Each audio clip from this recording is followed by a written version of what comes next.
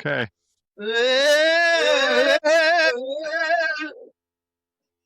Today on the Manspace.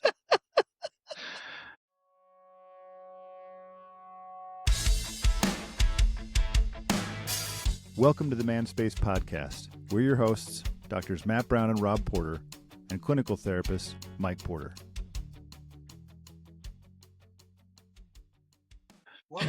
Welcome, spaceman. Dude, every time that it makes me wonder how that will come out. Everyone's just like, "Why is Matt just yelling at the mic?" I'm hoping there's a distance in the connection. Goes with our theme. I could hear it a little bit. Have you seen those? I could hear it. Okay. Like, I think sound is the most fascinating thing, the way it travels. Like when Something like some passes car's you and all of a sudden past it's you. like a key change. Yeah, it's like, what the hell? It's just so freaking weird. There was something I was just going to tell you guys about, and I forgot it was because it makes weird I was noise. going to say someone's going to crap their pants on their commute.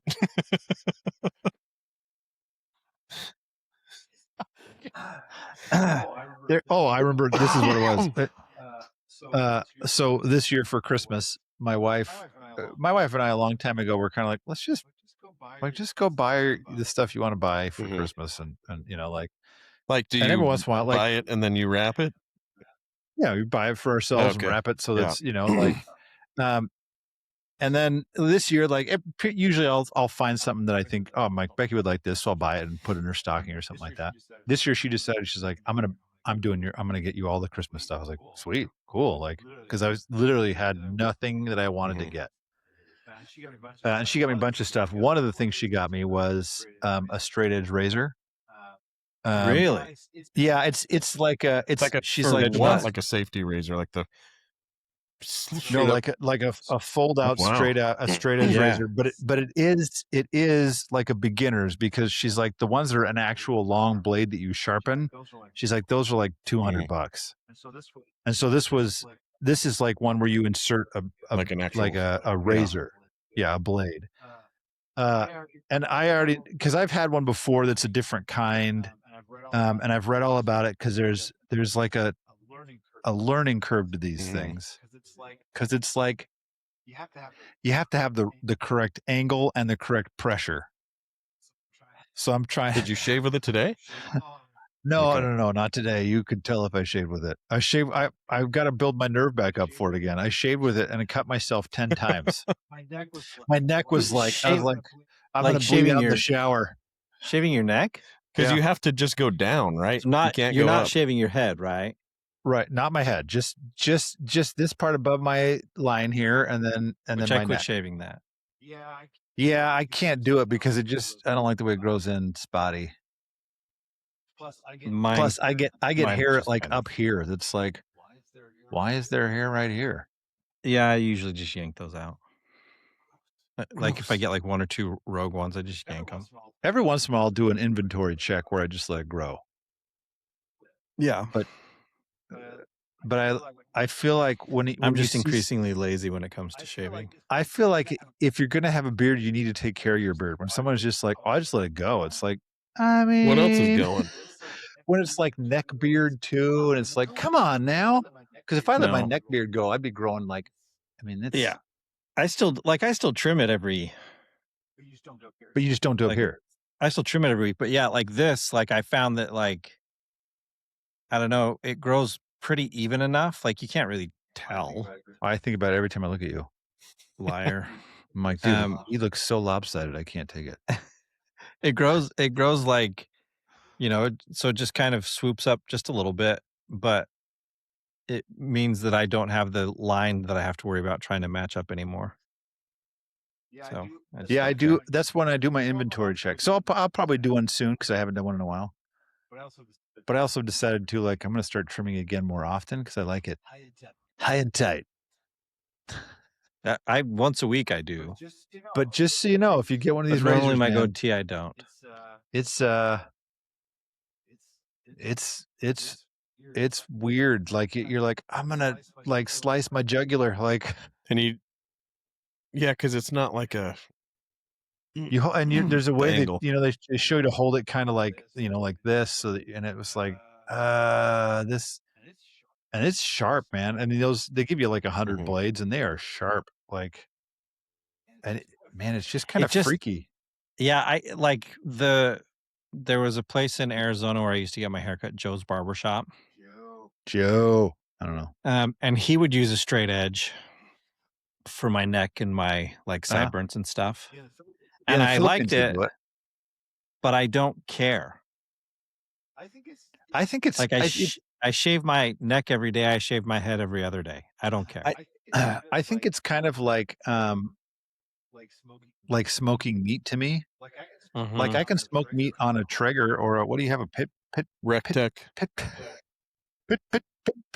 pit today, Junior? Uh, like I can smoke them on those, but the sport's gone from it. Yeah. Like on my smoker, I got to pay attention to this. And so it's kind of fun to have the sport of it. I like the idea that there's a little bit of sport to shaving. No, and that's No, like when I I wouldn't say do I it don't all the time. as I said, when I say I don't care, I mean I don't like I think it's great that you're enjoying it. Like good for you. Yeah, It's not the thing you're that not. Yeah, you're not. yeah, like I don't know, I'm not that interested in it, I guess. Are you And hearing that interested you fixed in yourself 10 like times, I'm boar's good. hair or no, badger hair brushes? I Horsehair brush. Yeah, to I have a brush, but boar's hair not like brush. your shaving soap with a Oh, for sure. No, badger hair brush. I've never I done it, am but it's intrigued also by seemed that. I've appealing done to that me. now for 15 years. And you like What's it? the cream? What shaving cream do you use? I can't remember the brand, but it's just like it's like a hockey puck. But it's made It's like for that. glycerin soap basically, and I put it in a mug, and then I get the brush wet and lather it Does it up, and it's so it supposedly like lathers? I think what they say about shaving is that like when you buy shaving cream or shaving gel, it that's not how it's supposed to be. There's supposed to be water in whatever you're using, and so when you use that, I find that it's a better shave. But Well, that's Yeah. I quit a couple years ago, I quit, like, drying my head or my neck. before, Like, when I yeah, like, if I'm gonna shave my head, when I get out of the shower, I just dry my eyes off but there's still constantly water dripping down, and then I put the shaving cream on top of yeah, that, and it totally makes a difference. Like, if I dry my head first, it is not comfortable. Well, I shave my Uh, head in the shower. yeah. do you have a mirror? Or do you So just, you have a really good. You don't want to get one of those. They make mirrors that are like, I can't remember what they do. So that they're like anti fog mirrors, but they're totally oh, crap. But I have one that you fill the back with the water from the shower so that same it keeps temperature? the mirror the same temperature and it never fogs up. It's awesome. Nice. And it's like glued to my wall, which means whoever buys my house one day is going to have to deal How with do you that. add the water to it? It's just got holes in the back. Like it's Yeah, but do you like fill the up a back is cup hollow. and The back is dump it in, hollow. or No, the back, I just fill it while I'm in the shower. but you said it was glued to the wall? You just said it was stuck to Oh, your sorry. wall. Yes, there's a mount for it. You can pull the mirror off and fill it, and then you Oh. put the mirror back on. But the mount I is was stuck to like, the wall. dude. Sorry. And then they have a little squeegee so that Yeah. because it has a bunch, so you take that off. So it's great. But now I want to know what is the shaving cream you use? A badger hair brush and what? I can't remember the name of the soap, like the brand, but if you just find shave soap, it's just like a little disc, Okay. and then put it in a And mug, then and is it lathered to like a Yeah. foam, or is it just like it lathers way more than shaving cream. shaving cream? Yeah. Yeah, that's when I was like, that one does intrigue me because especially my neck is so freaking uncomfortable to shave. I gotta. It's making me think about how like these are the things that I pay attention to because like maybe if I had hair I'd be into it, but but I don't. So oh no, I gotta find it because my wife downloaded an app. She wanted to see what she would look like. It's like use AI to give you different hairstyles. What was funny is what ended up happening to her was it was like it would totally change. One of the apps would just totally change her face. She's like, yeah, I look great because it doesn't even look like me Mhm. anymore. Like Here's what But you we would tried look it with like if me. you weren't you. Yeah, and we tried it with me to see what would I look like with some hair. And here, I'll show you the. I'm going to see if. I'm sorry for listeners; they can't see this, but here's one. That's me That's with. you. That's supposed to be you. Yeah. They changed your mouth a little bit, maybe, but sorry, not that way. Then there's this one. This one is just a photo. They didn't change anything on my face. It's just the way my face. So there's that one. Yeah, that one was like all choppy. Here's my soccer player haircut. I can't. Yeah, you're like super choppy. You can't see it to me. It's so clean.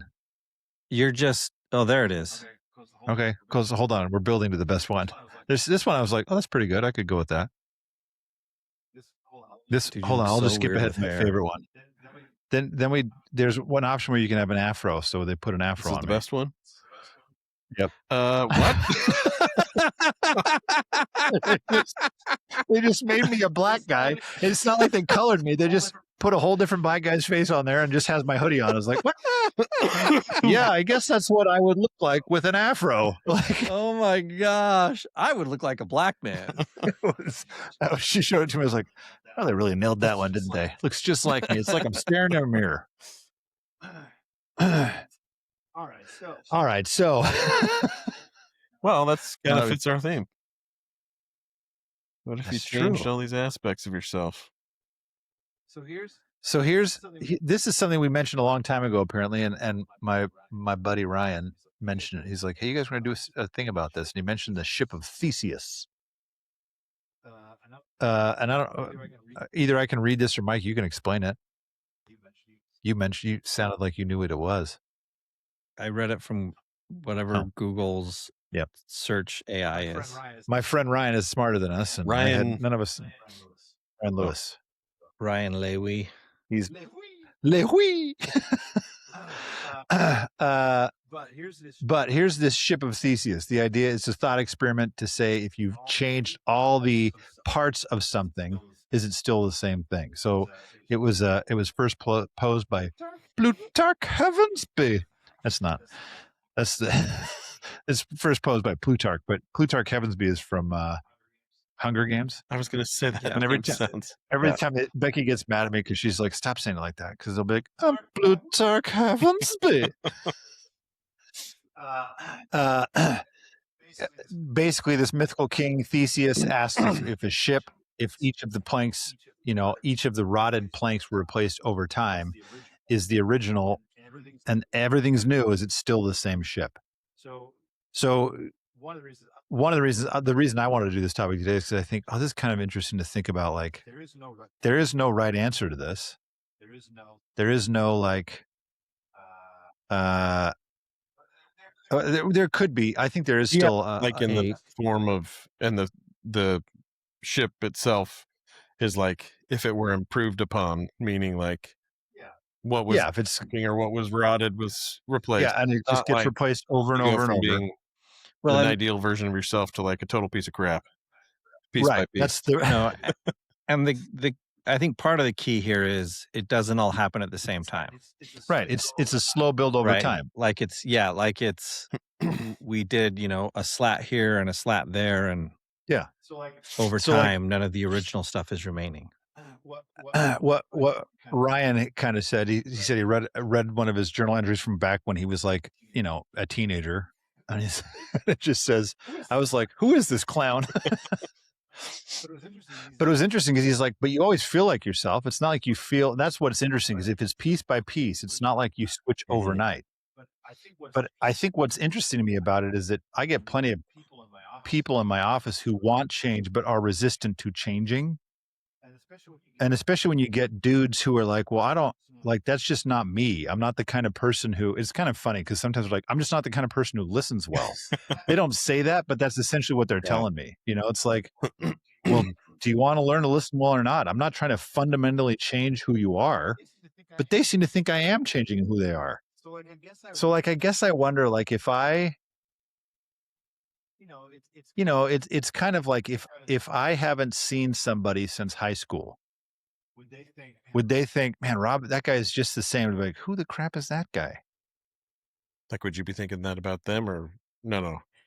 Maybe I'd be thinking that about them, right? Like I don't know. I'm sure you guys have met somebody that's like, dude, they are not the same person at all.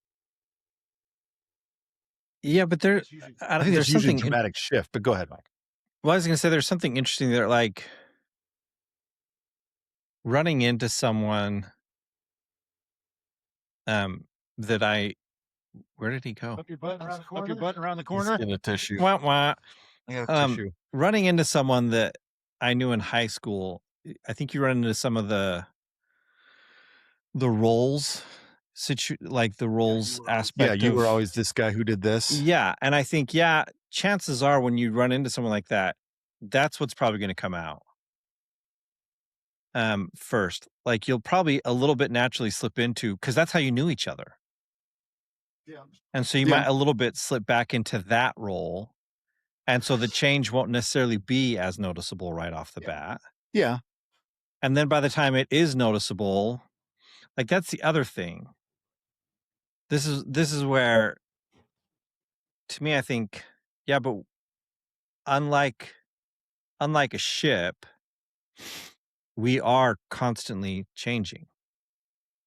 Yeah, doesn't your skin completely replace that's every 7 years or something?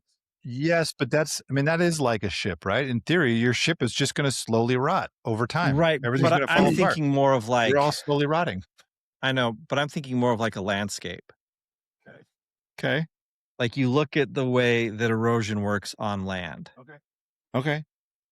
It doesn't happen overnight.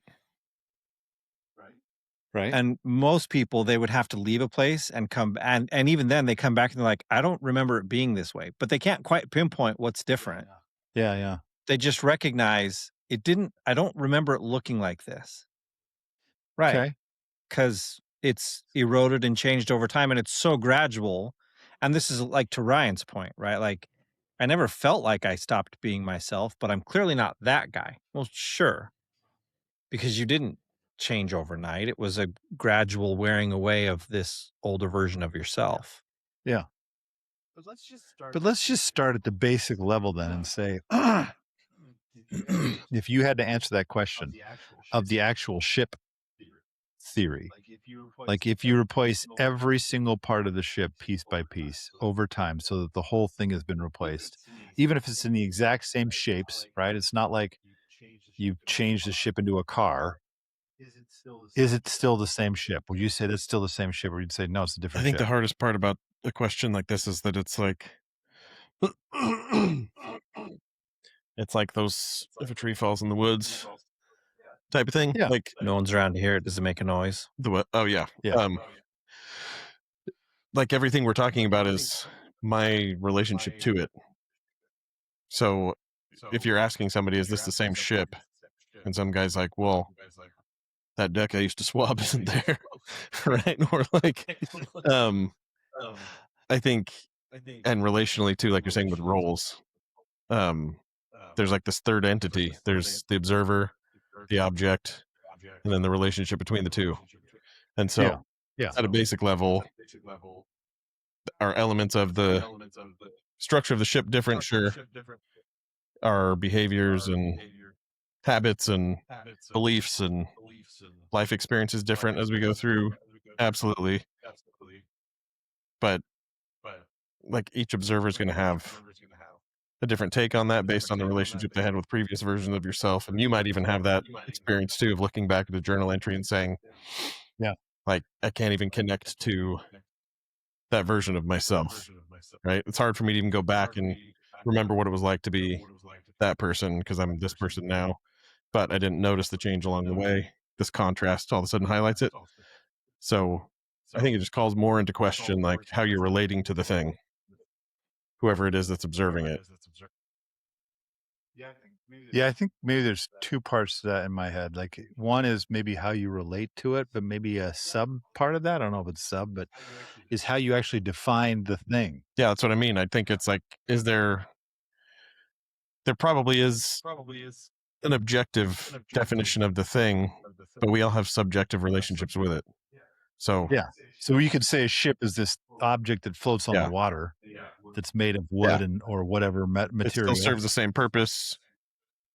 but if it's changed, and this is what's interesting is I actually thought when you said relation to it, I thought, well, if the guy's like the deck that I swab, you know, isn't there anymore. Like there's still a deck they there. Don't have a felt. But I used to know every knot hole, and those knot holes are gone.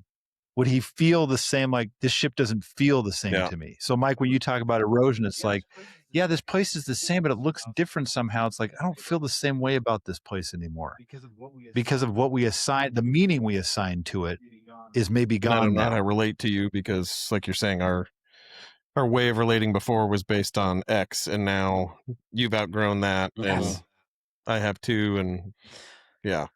Well, and it is too, I think, like it really does call into question or consideration, I guess, the idea of identity. Like, what is it that makes that particular, the Ship of Theseus, what is it that makes it the Ship of Theseus? Right. Surely it wasn't the only ship built in Theseus. I assume Theseus is a place. No, I think sounding really dumb. I think it was Theseus. It was a king. Sorry, the mythical King king. Theseus. Oh, all right, never mind then. King Theseus. Like I'm sure had other ships commissioned. So what made this one different than the other ones, right? What's the identity? Because if its identity is based off of its parts, then yeah, it's not the same ship anymore. But if the identity is based off of something else, it doesn't matter how you change the parts. Well, that's what I think is. I was just going to add to your identity piece. I just read that the phrase "knock on wood" or the action of doing it, I guess. Historically, it was like when people believed more in everything having a spirit to it, you'd knock on the wood to release the spirit. To like, I don't know if that was to release it so that it didn't jinx you, or to release it so that it would kind of like watch out for you and protect you. Yeah. But I think there's, along with the identity piece, it's like, yeah, what is your truest form of identity? What's the ship's truest form of identity? And I think when you have like a larger, outside of my attributes identity, like one of my favorite exercises when people are trying to get into meditation is from the book The Untethered Soul. He's like, say hello 3 times in your mind and then ask who heard that. And like, that's you. Your mind said hello. But that's the seed of consciousness, right? And so like, is that expanding as you change? Is more of that coming out, right? Is more of who you really are coming out as you change? Or, to use the ship analogy, are you like putting more and more, I don't know, barricades and protection on the ship that's hiding more of its true identity? And yeah, I just think that there's something like intangible about this, like an essence, of something. And if your identification with the person or the place or the thing has been something more tangible, then you probably will feel like, oh my gosh, this is not the same thing. But if it's like a deeper connection to it, it might feel like it's evolved in some way.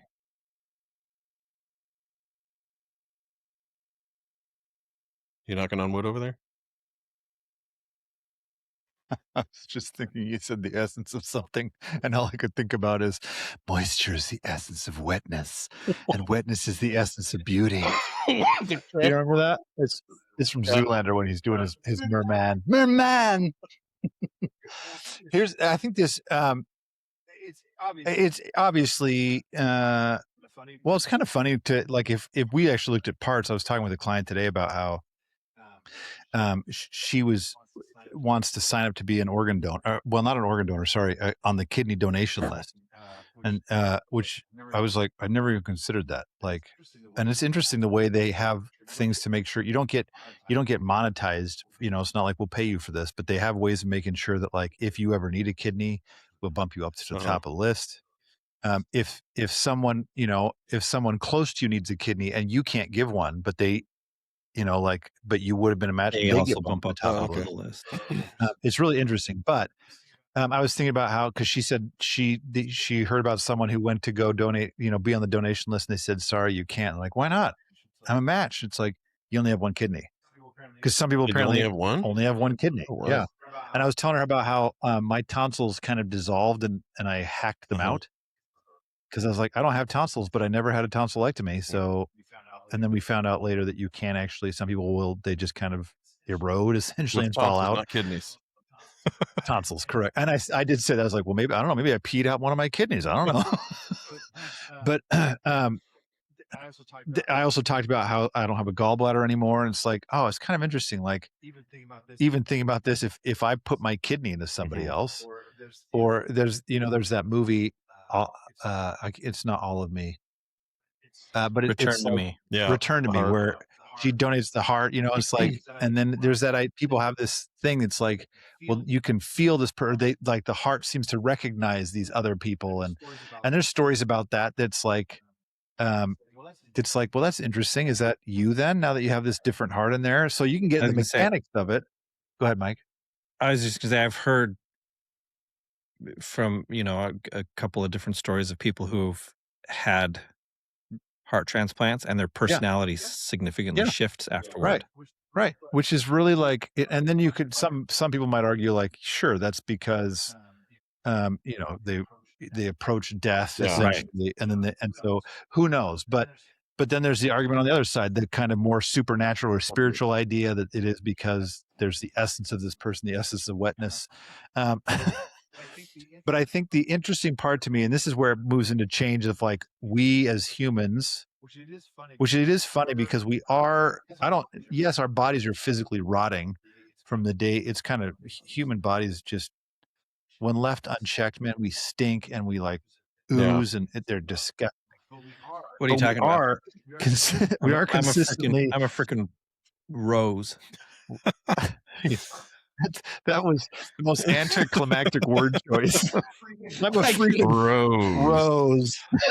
I was like, oh crap, I don't have a word here.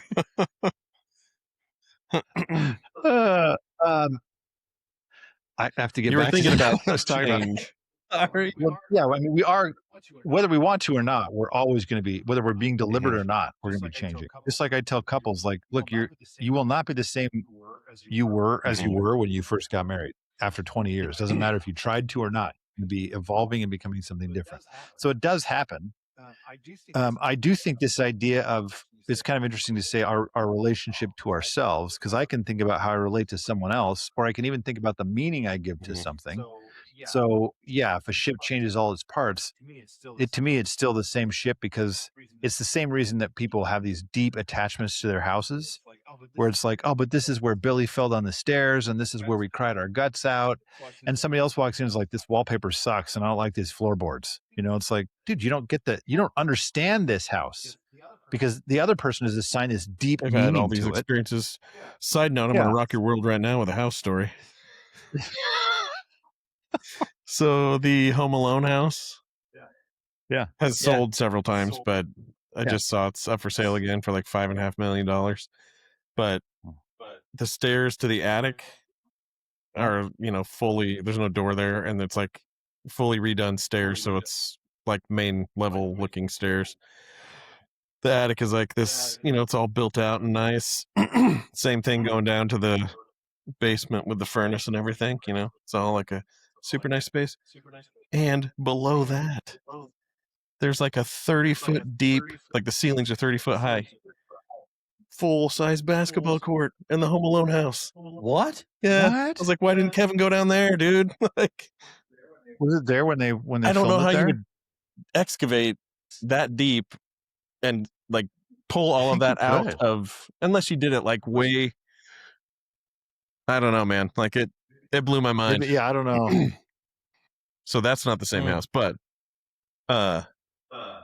to go back to, but we all still assign the same meaning to it. That's the Home Alone house, true, and they still have posters in the movie room and everything. And but the going back to what you started with, like at the very beginning, I think there is, when you think about your relationship to yourself, like what are the things that you identify with, again, that are no longer working? If you look at the ship, if it's just like some things are should be preserved in their original historic form, like ruins or something, right? But even there, Sure. like you have to rebuild some stuff. But it's like this is meant to be something that kind of stands as a monument, right? But something that has functional purpose, like a ship. If you were so tied to the original planks and everything, it would no longer be a ship. It would be at the bottom of the ocean, right? And so I think sometimes with ourselves, it's like you're saying, I'm just not. That's not me. And it's like there's probably two sides to this. One is, what does your current situation call for? Like who you are in your mind is what you adapted to in the previous situation you were in, right? That's all that is. It's not an identity. It's just your response to your environment. And now your environment or your relationship or your job or whatever is asking you to adapt in this way. So maybe it's more like, are you an adaptable person or not? The other side, I think, is like, Siri's listening. The other side, I think, is when people are asking for change, not for healthy or functional reasons, but for insecure or preference based. Like relationally, you see that all the time, right? I need you to be more like this because I'm insecure about this. So you need to give me that so that I can take care of myself. And I think you're right to say, not so much that's not me, but I don't know if that's a healthy change for me to make, right? Like, because it misses the point of what probably needs change, which is growth on your side with whatever you're struggling with. I can definitely be a supportive, person in that process. And maybe that requires some change with me, but not the change you're talking about, right? Like, I need you to express your emotions just like me. Well, why? Right? Like, that's not going to be a genuine expression of my internal experience. It'll just be matching something that you think externally is going to help you on the inside, and it's not, right? So I think if you look at it from both sides, there probably is, we probably get in our own way, and then the people in our lives maybe ask things of us that aren't really, like, we wouldn't preserve the same essence or health that could be there otherwise. Yeah. Just knock on wood. But I think that's an interesting point to make too, because I think you're correct. When someone else comes in and says, change this for me, essentially, I feel like that's not great, right? You can say, hey, it would be really helpful to me if you shared your feelings more, right? But then I have to figure out, well, how do I accept when what your sharing looks like? Yeah. Because I try to tell clients all the time, like, look, I'm going to need you to like open up more. To me, if you want to have a good relationship, you can't just say, well, I just don't like talking. It's like, then don't be you're not going to have the kind of relationship you say you want. But we can figure out how to help you talk more or share more, whether maybe it's not through talking, but in a way that makes sense to you. But that does mean you're going to change. Like, you're going to become a little bit different as a result of this. And maybe you come a little more outgoing than you were before, or a little more whatever. But that doesn't mean you don't still like to sit by yourself and read books or whatever. I think it's kind of an interesting, like this idea of looking back on your old self. And I can admit, I don't actually like to read back in my journals because I feel like, dude, I can't stand to listen to the stuff I wrote down. Like, it's hard. But I do like the idea that, like, we make the mistake, I think, of thinking who we are now is this kind of static thing, and this is who I am, instead of saying, well, this is where I'm at right now, but who I am is and always has been a fluid thing. Like, I'm always adding to it, and sometimes shaping some things off. I don't think we always cut some things off. Like, I don't know, even if I suddenly became more serious, I don't think that I would suddenly also become not, like, I still look for humor in everything. Even if I was a little bit better at, like, hey, now's not the time for humor.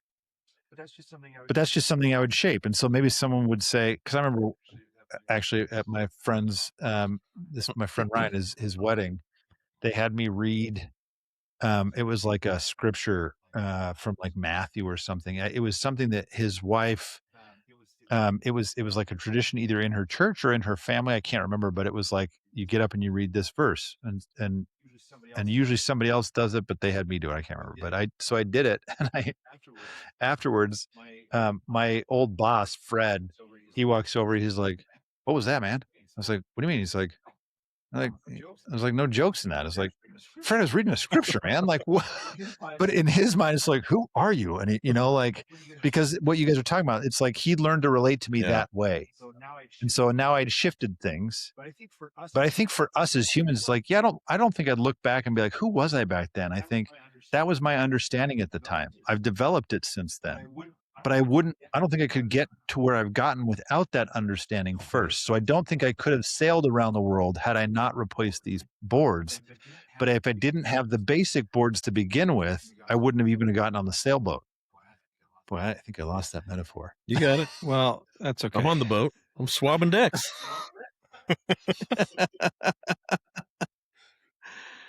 I think it's like part of the problem with this thought exercise to me is it implies that all change is choice.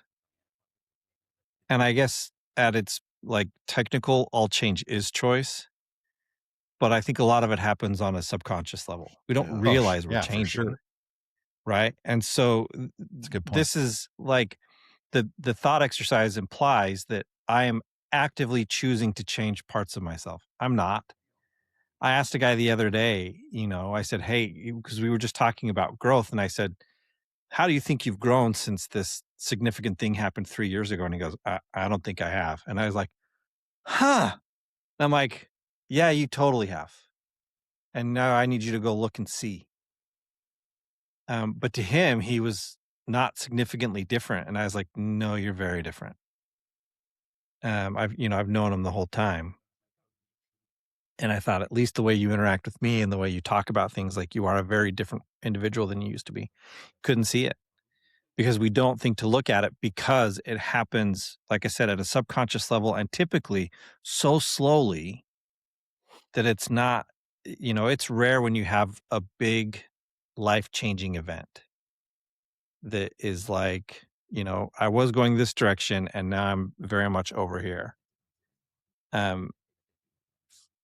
Usually it's just that kind of incremental, and the next thing we know, we're over here as opposed to where we would have been.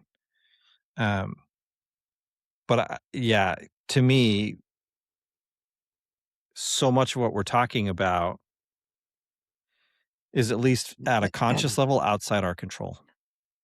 We're not consciously making decisions to change. Life is taking its toll. Yeah. I think in some ways, if I jumped into my take home from this, I think. I don't know what that was. But if I think about, there's a part of me that wants to be able to read my friend's journal and be like, actually, there's more of you in here than you might think. I think sometimes we look and think, dude, that's so different. I think not really when you pull this principle out. I worked with a couple this morning where he said, he was saying, I'm here basically because he was a long way around this, but I want to have more sex. But specifically, he's like, I reached this point with her with sex once where it's like, she's like, I didn't know that could happen. And he's like, he basically wants that every time. And I was like, dude, the longer you're married, that's not going to happen every time. Like the novelty of something isn't going to happen like that. And she's kind of rolling her eyes because it's like, that's what he wants, the sex part. But then as we talk more, he mentions at the end about how happy she was. They went and did this trip and it was just, she was so happy. And I just want that so much. It's like, oh, the principle here for her, she's hearing sex and then this thing. And I'm saying, no, the principle is the same. He really wants to make you happy. It really brings him something to make you happy. So I think you can find the overlapping things. So even if I look back on this and say, who is this clown when I was in, a senior in high school. It's like, well, the same clown you are now. Like, you just have to you have more knowledge. It's like we talked about in a previous episode where the repetition matters so much. It's like, I know some of the same stuff I knew when I was 24. It's just I know it so repeated now that I really understand it in a very different way, and I experience it in a very different way. So my take home in all of this is like, well, especially since we're still in the new year, although according to Larry David, you're not allowed to say Happy New Year after January 3rd. One of my clients broke that rule today. Well, it's Larry David. Yeah. Why January 3rd? Because it's just Because he's Larry David. that's already too far into the new year. Yeah, it's already like it's too late. It's too long. You can't keep saying Happy New Year all year. But I think if we're at a point where everyone's trying to change, every time I ride my bike home, there's like 8 million runners on the bike path. I'm like, okay, I'll see you guys in a month when you're all back on your couch and no one's on this bike path anymore, but it's fine. But it's like we're all in this place of like change. It's like, cool, yeah, embrace change, but I do think it matters to be able to hold on to, even if we talk about the essence of wetness, like what do I feel like is the essence of who I am? So what's interesting about my friend is I think, oh man, even in high school, he was making notes, and he's the kind of guy who improves himself. He works on things. He gets better at things. I'm like, that's still the exact same person you are now. I was going to say that's awesome that's his realization looking back. Yeah. My experience has been more like I look back and read stuff that I wrote and I'm like, oh, that new idea that I just had, I had it 20 some odd years ago. Yeah. And I needed to be reminded of it how many times? And yeah, it's more a realization of oftentimes how I'm like the same. And like we've talked about when we read books from like the 90s men's movement, we're like, yeah, we're still in the same place. Yeah. It's funny because I think that's what I'm like. I think be open to the fact that you are not static. Like, even when I talk about the essence of yourself, it's like, look, there's ways that I understand myself. That will probably shift as I continue to gain understanding, but that doesn't mean I'm becoming a different person. I guess I'm saying that because I don't want people to keep being kind of resistant to change. I know they want change, but they're resistant to changing. And I feel like, no, be open to changing. You're not going to lose yourself. It's going to be the same. Sometimes it's a matter of reframing and understanding on a much broader picture. But even that saying, oh, I had that cool idea 25 years ago. Shoot. Yeah. As a side note, I've been watching Cheers, and it takes forever to get through these because they're like 25 episodes a season. They have 11 seasons. But they had this episode where they all go on this road trip because Frasier is reading Iron John, and they're going to go find their hairy man. Remember, he's the clip in SNL that we watched. Yeah, I didn't realize though that it was from Cheers that like he had brought this. Not that but he had brought it up on Cheers. Went out to find their hairy man. They mentioned it multiple times on season 4 of Frasier too. So I'm starting that next. We're trying to hurry through and get to Frasier. That's hilarious. Anyway, dude. I shared insights from 2 episodes yesterday in session. Yeah. I can't remember what it was now, but dude, I do that all the time. Like we've talked about this on when we talked about the history, the Garfield assassination book, Destiny of the Republic. It's like, dude, they're these principles of like growth and development, and they're all over the freaking place. Even on something like Cheers or Frasier, like they're all over the place. Mm-hmm.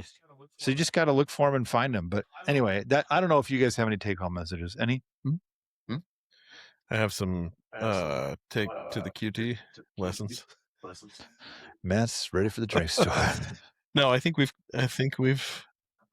covered it pretty thoroughly for a first pass. I was wondering, like, just going back to the ship for a second,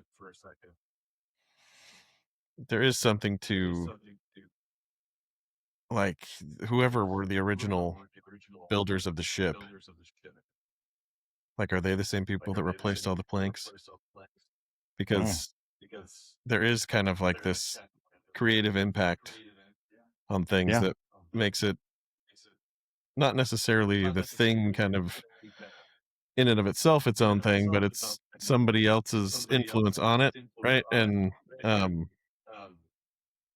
so that might be a cool way to look at yourself too, just thinking like, yes, I've been in this process of subconsciously and consciously changing, and maybe like opening up to more of who I am, but who have been the builders along the way, like who have been the people that have kind of shaped that process. What are the events that have shaped that process? You could take the ship and just like what storms has it been through, what, and I think sometimes it's helpful to just pause and reflect on that for yourself and maybe write it down. And then in 20 years, you can look back and add to it. Be like, who's this clown? Well then, unless Mike, you've got some thought brewing, I can feel it. No, maybe I just Not feel the really. need for a drink. I Okay. don't go get a drink, so it's fine. Well, I'm just gonna give. I'm gonna give one reminder.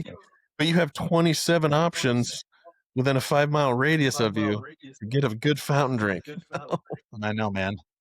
It's true. Maybe I will today. Maybe I'll get a drink and a candy bar. I'm just gonna put a quick plug in again for Spacemen to go. This book is only, I think, 5 hours if you get it on audiobook. Our book that we'll be covering next time, I'm going to say out loud so that we all have to read it. Is remind me the name of it. System. The Buddy System by Matt Ritter and Aaron something. It's not. There isn't. Are you guys still there? Yes. Well, Mike feels lonely and lost now, so I guess we'll out somehow. Well, I don't know. end the episode on him before we cut out totally. So, the Buddy System. We'll talk about that next week. Come back and catch us next time on the Manspace. How am I not myself?